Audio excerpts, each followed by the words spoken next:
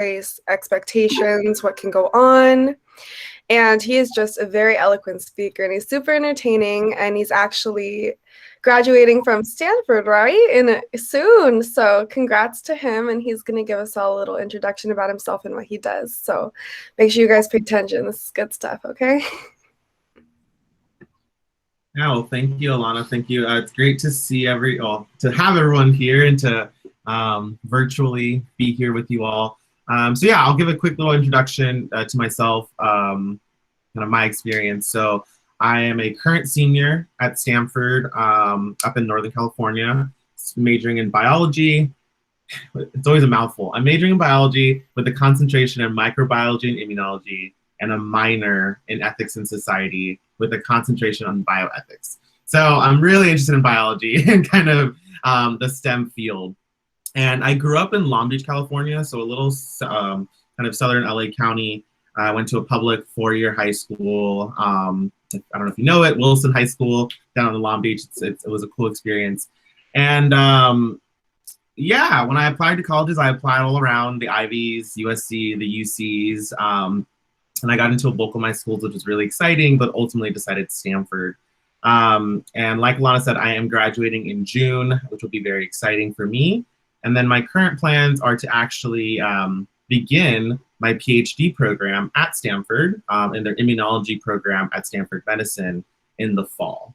So a little bit about myself. When I joined college and throughout high school, I was very, very focused on the pre-medical path and going on to go to medical school. And for my first 2 years at Stanford, I did all of the classes that are required of the pre-meds, you know, the chemistry, the biologies, psychology, all that kind of fun stuff. But in trying to prepare myself for medical school, I took on a research position in the lab at Stanford, which a lot of pre-medical students at my school did. And what I found was I just fell in love with research. I really, really loved research, but more importantly, I loved biomedical research. And so biomedical research is this kind of realm of research where you're working in a lab and trying to answer questions that can ultimately help us treat patients better than the standard of care. And so I work right now, I've worked in several labs throughout my time, but I've worked right now in the Kim lab at Stanford, focusing on HIV, which is a virus that caused an epidemic in the United States in the 80s and kind of is still globally prevalent. And so I'm actually working on vaccine designs for HIV. My research actually just got accepted as a publication in the Journal of Virology, which is a pretty cool journal for virologists like me, people who like to study viruses. But yeah, I've been working a lot on HIV vaccines, and I find it really interesting because I did a lot of the experiences that pre-meds do, like shadowing in the hospital, talking with doctors, and I really enjoyed it, and I found patient care to be fascinating. But really for me, I thought I could do a lot more good by trying to advance how we treat patients, what kind of care we have, what kind of treatments, drugs that we have. And so that's kind of why I'm interested in vaccine design. And I did work on SARS-CoV-2 and COVID when it first started last summer. I worked in San Francisco trying to also work on vaccine designs there and on some antibody stuff. So if you hear about like those antibodies from like Regeneron or Eli Lilly, I was kind of working at one of those companies in the summer to help get those antibodies to the clinic, to patients, which was really fascinating.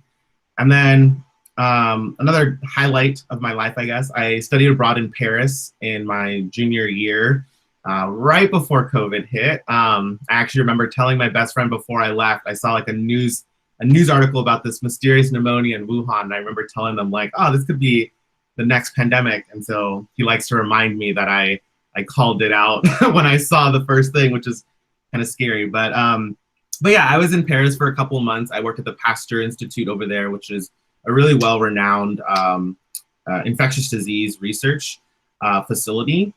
And I was working on herpes virus over there. So altogether, I've had different research experiences, but I really am interested in kind of healthcare and this idea of treating patients to the best that we can. And myself, I've been a patient and, you know, having a chronic health condition. So I've experienced the medical system from the patient side of things. And it can definitely be frustrating at times, kind of just how patients are treated, or kind of the knowledge, how it's accessible to patients. And so I've kind of really been interested in diversity in healthcare, diversity in biomedical sciences, kind of working to really advance and uplift people and patients, empower patients, really. And so yeah, so that's a little blurb of myself, I'll say. Trying to think if there's any other major things. Those are kind of the highlights of my experience thus far. I kind of want to open it up to you all. I should have said this at the beginning, but if you have questions about anything really, whether about college applications, I don't know what the range of students is here, whether it's like juniors, seniors, all years, it's a mix. Okay, but yeah, so if you have questions that I can help with, whether about college applications, whether about Stanford, about biomedical sciences, or my path per se, because I know when a lot of people think about healthcare or think about what you can do with a biology degree, a lot of people kind of assume medical school is the next path. And it definitely is a really prominent path, and a lot of people choose it. I remember my close group of friends when I started at Stanford, there were 8 of us. All of us were pre-med students. We all just met up again last week, actually. And of the 8 of us, only 2 of us are applying to medical school right now. The others, 2 of us are going to go on to get a PhD. 1 of us is going to dental school. 1 of us is going on to get a PharmD, so work more, in pharmacy and kind of pharmaceutical drugs. So it's very interesting to kind of see how after the 4 years we really diversified and found our own paths. And I think that's the beauty of college, is you'll learn that there's so many different ways to, I think everyone who wants to be a doctor wants to help people. And so everyone kind of says that's like what they put on the personal statement. There's so many ways to help people with a STEM degree or in the sciences. And so my path is the PhD path, kind of going into the research field, trying to better understand what we know so we can treat patients better and equip doctors with the most up-to-date, resources that we can really give. So I know it's not the, I remember once I talked to people that are like, what is a PhD? And I was like, yeah, it's very, not a lot of people know what that is. And so it really is just kind of staying another 5 to 7 years to kind of do research and to really explore an avenue of research that we don't fully understand yet, which I find really cool, trying to push the frontiers of science, as I say. So yeah, but I want to open it up. I gave my blurb just to kind of introduce myself, my experience, but I want to open up to any questions or comments, and I'm happy to kind of guide a discussion that way. If there's no takers, then I'll just kind of keep rambling on. But I would love to hear from you all, and if there's anything any insight I can provide, I would be happy to do that. One of my first questions for you, is Stanford and money. So if you're willing to talk about how you decided to go there, what kind of financial aid you got, what kind of student you were in high school, how did grades impact any merit money or scholarships you got, and then if you do plan on going on another 5-7 years, what that's going to cost you, and will you have debt? Because we've already looked at medical school and the exorbitant loans that a doctor would have in the end. So what does your path look like, if you're willing to share that? Yeah, so I'll talk about the path, the future first, and then I'll go back to kind of high school and financial aid at Stanford. The beauty of a PhD program is it is paid for. So most of the time. So when you apply to PhD programs, that's what a lot of people tell you, is look for a program that will fund you, because they normally do. So places like Stanford and a lot of the top universities that you'll think of, and really just a lot of state universities, will fund their PhD students. So what that means is I will have to take some classes as a PhD student. Those are fully funded. I do not have to pay for my tuition at all. And this is for Stanford, but it's also just in general for PhD programs. I am provided health insurance to me. So I get medical insurance, dental insurance, and vision insurance. I don't have to pay for that out of pocket, which is really exciting. I'm happy about that. So what happens with the PhD is they give you a stipend. So people really describe it as, it is a job, right? Yes, you're a student, but you are working in a lab, you are producing work, and therefore they pay you. So at Stanford, it's gonna sound like a low number when I say it, but it's a fairly competitive number compared to universities across the nation. So Stanford is gonna give me $47,000 a year to be a student at Stanford and to produce research. So when I talk to my friends who are going to medical school, I'm like, most PhD students do not get debt when they graduate after the 7 years. They are debt free. However, a lot of people do say like we won't have a lot in our savings though, which is probably true because we will use a lot of it for living expenses. And I think that's something when you look at a PhD is to think about where you're going. I think across the nation, the average that you'll get paid is around $33,000, and that's at like the federal level. But because we're in Stanford's in Palo Alto, which I think is one of the most expensive cities in the United States, it is fairly higher. I know UCSF in San Francisco was going to pay around $42,000. So it makes sense. They're also a fairly expensive city. But for the most part, all the schools I applied to, UCSF, UCLA, USC, Stanford, were all going to pay me. And I was not to expect any debt after graduating, which is huge, I think. I think that's a really big thing. And, a lot of people are like, oh, you'll live a frugal life. And I'm like, that's fine. I'm doing what I love. I'm getting paid. It'll work out. And if I go into some debt, that's okay. But it's not going to be as much as someone who's going to medical school. And there are fellowships that you can apply for. Just like you apply to scholarships for college, there are fellowships and grants you can apply to as a graduate student. So I think all in all, that's kind of the talk about my financials for the PhD program, which I think is really cool. In terms of my experience in high school, so I come from a family, both my parents are immigrants to the United States. My mom went to Cal State Long Beach. My dad did not go to a higher education, but they both work in hospitals. My mom's a nurse now. My dad works at a hospital as an electrician. And I have an older brother, older sister. We all went to the same high schools. My older brother went to UC San Diego. My sister went to Cal State Long Beach. And the one thing I always tell people is the way I sold Stanford to my parents, when I got in, the first question was, who's going to pay for it? Because everyone was like, it's such an elite university. It's going to be so expensive. And I was like, yes, it's true. I think the average cost of attendance a year at Stanford is around $70,000. And that's probably gone up. It goes up every year, which is really sad. The way I describe this to my parents, the amount of money that they paid for my brother to go to UC San Diego is actually more than the amount I have to pay to go to Stanford every year. So after financial aid, Stanford has this thing, I'm trying to remember what the actual number is. If your family makes under $75,000, I think you will not be expected to pay anything while at Stanford. I believe that is, you can look that up online. I think they have like their financial aid website, it'll say that, but it's a pretty big deal. Like if you are within that income bracket, they're willing to fund you and kind of waive all your fees, which is amazing, I think, for a lot of students I've talked to at Stanford. So that's a big thing. When choosing colleges, finances were a big deal, and Stanford was actually the front runner. USC was going to offer me a tuition scholarship as well, based on my merit, or like based on my academics in high school. But Stanford actually ended up being more affordable and giving me more money, which was exciting. So I think, yes, when applying to colleges, definitely look at the financial aid packages. One thing I will say is never be afraid to reach out to a college and ask about your package. Because sometimes what will happen is they'll be like, oh, this is how much financial aid we're going to give you. If you go to a school and be like, oh, I also have this other school, if you have one, if you have another school that's going to give you more money or something, but that's not your top choice, bring that to your university, because you never know. They might be like, you know what, let us give you more money because we do want you at our school. That has happened to a lot of friends that I've talked to where they've gotten more money because they were taking the initiative and getting out there and trying to guide that conversation. That's one thing I'll say. In terms of high school, I was valedictorian of my high school. I took a good amount of AP courses, all the fun stuff. But what really stood out in my application, so when you get into Stanford, I don't know if it's like this for every school, but when you get into Stanford, you get to meet your admissions officer. So you get to meet the person who really fought to get you there. And they told us the reason they picked us, or why we stood out in the application.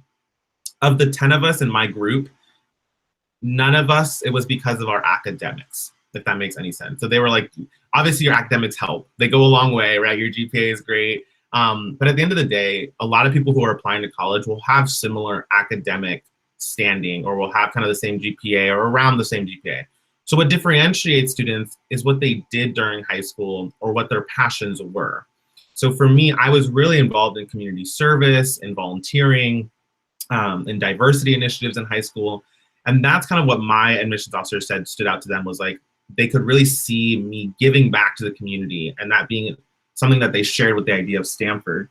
And so that was really exciting to hear that it was what I did that counted more than kind of what I earned in terms of grades.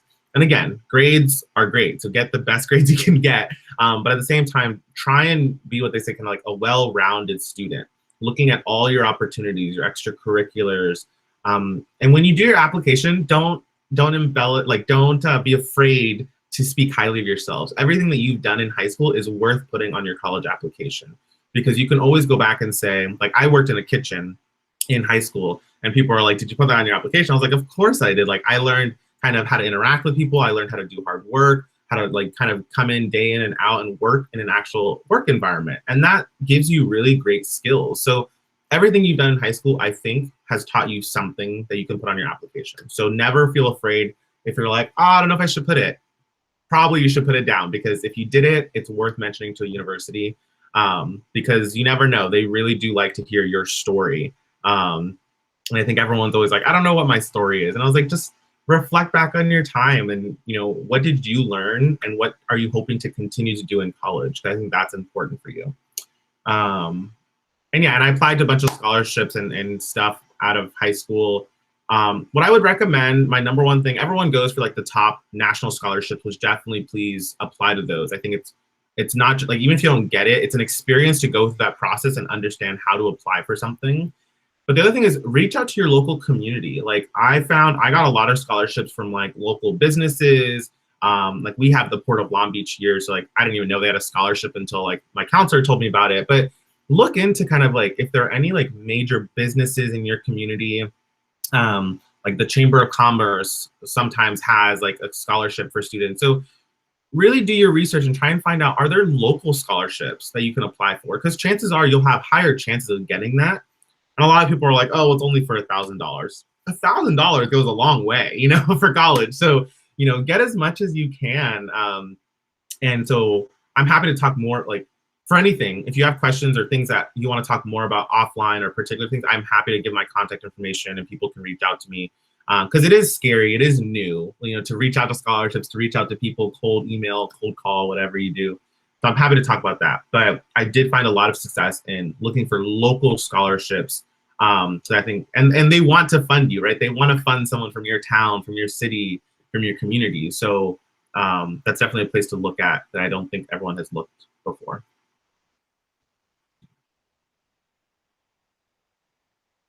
Any other thoughts, questions? You answered everything I could possibly think about. Like everything, like what made you stand out, like where. So.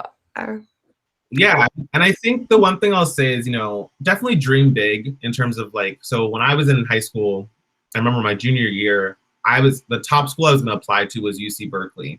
I had never heard of the Ivy Leagues. I had never heard of Stanford before. I just never had. And people always ask me like, you never heard of it? I was like, no, I never did. Until one of my biology professor, I was going to take a trip to visit UC Berkeley and UC Davis. And my biology professor told me there's a school I want you to check out. It's just across the bay from Berkeley. And so I added it to my list. And I fell in love with Stanford the minute I stepped on that campus. It was, if you look at videos online, it's a beautiful campus. It's so green, just very vibrant, but it was also the student body. You know, the social aspect of college is going to be really important. So when you look at colleges, don't just look at like their name or their prestige or if they have your department that you want to major in, which is all important things. Also look at what the social environment is like. Are students happy there? You know, like, I mean, every university is going to have their drawbacks in terms of administration or bureaucratic stuff, but like, are students generally happy? Do they collaborate with each other? If you're interested in going into medicine or the sciences, a good thing to look out for is something called cutthroat culture, where people are very like just looking out for themselves and don't want to collaborate. I was very surprised when I got to Stanford that that's not the case. Everyone's like, oh yeah, I'm willing to help, you know, like I'll share my homework or what. Like people just really want you to succeed, because by helping others, it in no way hurts your chances. Like I think a lot of people are like, I need to kind of keep everything close to the chest. And that's just not true. The more you help others, the more you teach others, the more you actually get familiar with the subject. So anyways, that's something to look out for if you're looking at STEM fields, is the culture in the campus as well as in classes. How collaborative are they? But yeah, dream big, because I never thought in a million years I would apply to Stanford, and I applied early and I got in early, which was exciting. But I know some students, my friends, who applied early, didn't get in, were discouraged, but they got in when they applied regular. So don't, regular decision. And I don't know how familiar you all are with deadlines, but if you apply early, you apply in November, normally find out in December. If you apply regular, you apply by January and find out March or April, around there, I think. So like, I think my biggest thing that I learned in high school and in college is take chances, take risks, because you're never going to know everything. You're never going to be prepared for everything. It's just the way life is going to be. So you got to try and get out of your comfort zone and push yourself little by little to get comfortable and take on new experiences. And you'll always find mentors or people that can help you along the way. I am definitely not here without the help of everyone who has helped me before, like my siblings, my family, my friends, my teachers. Like, so don't be afraid to ask for help. Take chances and dream big. Sky's the limit. A lot of people get discouraged about applying to the big schools because of finances. I think if you have the means to apply, definitely apply. Like, you're not committing to them.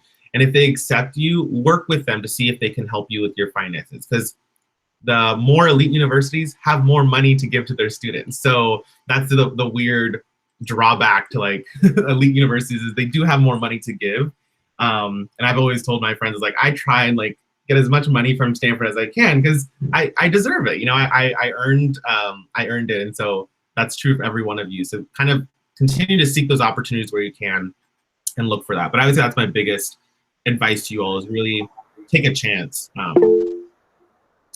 Does Stanford have waivers for applications? That's a very good question, Sabrina. I think they may have some. If you reach out to their applications department, and I can look into it myself too, but they may have some. I know I use some fee waivers for like the reduced lunch program. I don't know if you are on the reduced lunch program, if your school has that. I think they give you like 4 fee waivers, I believe, that you can use in your application. I use that to apply to college, and it was really helpful.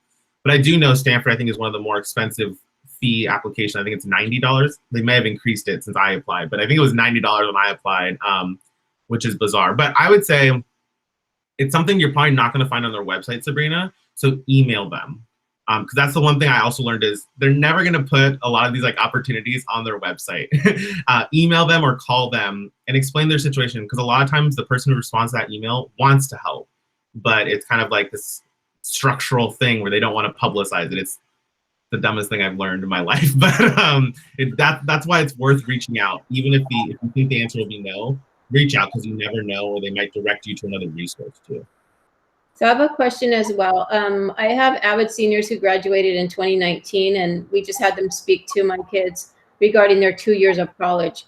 And one of the things that came up was, and this is a question for you as well. It doesn't sound like you're first gen, because it sounds like your mom completed college. Is that right? Yes. Coming from Long Beach, from an immigrant family, going to Stanford, an elite school, how supported did you feel in both your culture and the change of environment? Because there's a lot of money there that probably you weren't used to. Yeah. And the environment. So how did you adapt? And then what supports were there to help you if you kind of didn't feel comfortable? Yeah, that's a very good question. So yes, I definitely would not say I qualify as first gen or really low income. I mean, I think my family is fairly middle class, but I've had a job since I was in high school just to provide for myself. That's just something I did, and that continued in college, because yes, when I came to Stanford, you know, people want to go out or go out to eat, and you're kind of like, oh, Palo Alto is really expensive. Like, one dinner turns into like, you know, $25, and if you do that kind of, you know, so it adds up after a while. And so I really did have to learn how to budget myself. But I also did take on a job to try and supplement that income. But I think at the end of the day, also what I learned was finding your community doesn't mean you have to kind of go all out in terms of expenses. Like, my close-knit group of friends, you know, we differ in terms of socioeconomic class, but we're all very cognizant, I think, of like not going out and like spending and like excluding people. And I think that's a huge thing at Stanford.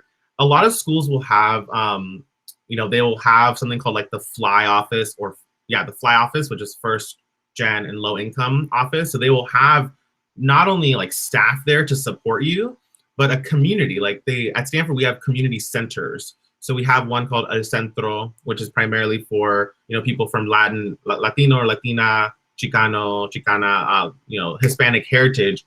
And it's not like, it's really just like a lounge area. It's a space for us to come to gather. You know, I know some people on like the different holidays or, you know, events like Independence Days of countries will celebrate there. And very interesting because you are in this bubble of like this elite university. At the same time, you find this close-knit group of people that you can share experiences with.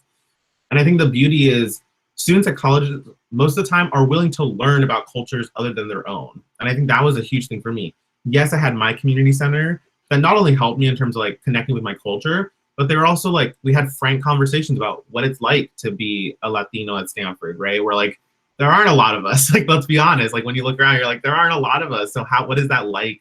What is that experience? So I think the beauty about college is you do have these open conversations, not just with people of your culture, but of people from other cultures, which can be scary at first, but I think it's necessary if you want to learn, right? If you want to branch off. I know, for example, there's a huge, for people who don't really know, like the controversy between like Israel and Palestine was never something I really understood going into college, but I found that was like a huge community at Stanford. And I learned more about the conflict and the history. And so what I'm trying to say there is like, I don't know everything there is to know about every culture. I know what there is to know about my culture. And sometimes it's uncomfortable to be exposed to new cultures or to kind of engage in these conversations. But I think college is the perfect place to do it because it is a supportive environment and it is kind of, you're learning and that's okay, right? So it did take some adjusting, but I think I found my community in terms of like my community centers and, you know, beyond like the fly office, most schools will have some sort of diversity and equity and inclusion office where if you're feeling challenged, if you're feeling excluded from opportunities, you like, I think people said like you can go and report it, but you can also just go and talk to them. Like just ask them, how do I, you know, work within the system? How do I kind of get more involved? Because there is a difference, I think. There is a big difference for how people can engage in the community depending on their cultures or their backgrounds. So I would say just be open up to your own experiences and learning about others' experiences for sure. But happy to talk more about that. I saw something in the chat. Did you dorm on campus? If so, yeah. So at Stanford, it's kind of weird. Most students are on campus all 4 years of their undergrad at Stanford. And the reason for that is because like it is expensive off campus. So like to expect undergrads to go off campus to find housing on their own is kind of a nightmare. So Stanford does provide 4 years of guaranteed housing for undergrads on campus at a, you know, I think it's around the same price as you would find at like UC dorms. So it's actually pretty good. And you get a dining meal, you get a meal plan. So you go to a dining hall, get food. So the dorm experience I truly loved. I think a lot of people say like your first year is kind of the memorable. A lot of my friends that I am, you know, taking graduation photos with or kind of hanging out with right now are friends from my freshman year hall, like people who lived on my dorm hall. Because at Stanford and in most colleges, like people leave their doors open. Like you walk through a hall, you see people and you just wave hi, you talk to someone, you go into class, you're like, hey, let me talk to this person. Do you want to go grab dinner? You want to grab coffee? It's like such a social environment. It's kind of really fun and exhilarating. And so the dorm experience can be really beneficial in that sense of like, you know, having everyone be in one place. And I think it's nice because it is kind of like an equalizer where like the dorms are the same. So like, it's not like you're living like in a, you know, a penthouse over here and then someone's like in a dorm under the cupboard or something. Like you're kind of all in the same dorms. And so it's kind of an equalizer in terms of like, you're all living in the same situation there in terms of like dorm setting. So it's kind of more focused on you guys as like you all as people and how you interact with your personalities, which I think is exciting. But I know other schools like the UCs, you might dorm for like the first year or two, and then afterwards they ask you go off campus. So I can't really speak to like off-campus housing, but I think the dorm life is really exciting. And having like a dining hall or dining meal plan, especially for your first year, is really nice because you're not like you don't have that added stress of trying to provide and cook for yourself while also adapting to school. So I think that dining hall and the dorm life can be really helpful in that sense. I want to offer an experience I had. So did you know that John Elway went to Stanford? No. Okay, so he did, and I'm aging myself, but these guys know I just had a birthday. So I have a high school friend. I went to Pioneer in Whittier, and she went to Stanford. So I went to go visit her, and I did go through her dorm, and it was long hall, co-ed, sharing bathrooms, all that stuff. And as we were walking, she said, "In this room is John Elway," and he was sitting on his chair, leaning back with a big cowboy hat, and that's like my impression of Stanford because that's where I first saw him. And I mean, I don't know him or anything.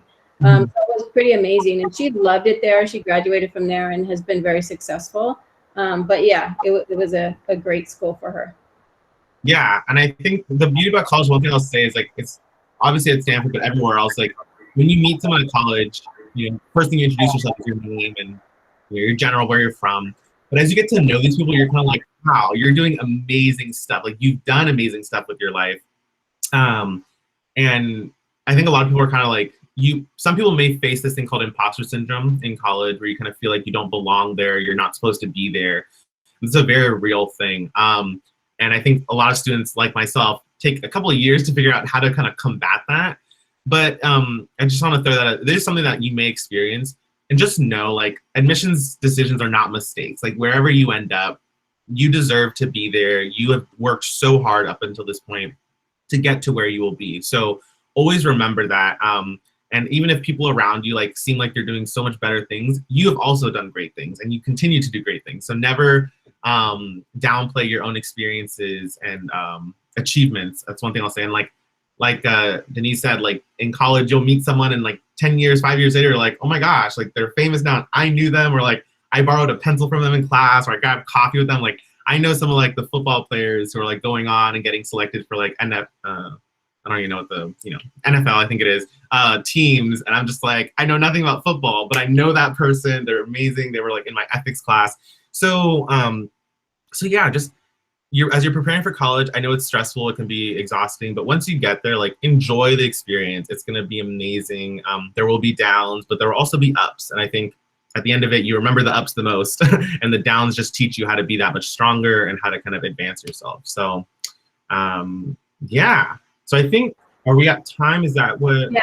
Okay. Does anybody, because we don't want to keep you, we so appreciate you being here and just the value that you offer these guys listening to you talk and your experience. So does anybody have any last minute question that you want to ask really quick before we say goodbye? And I just put my email in the chat, so if anyone would like to contact me for further information or to talk, please email me. Feel free to do so. You can also get any of my other contact information from Denise or Alana. I'm happy to share anything.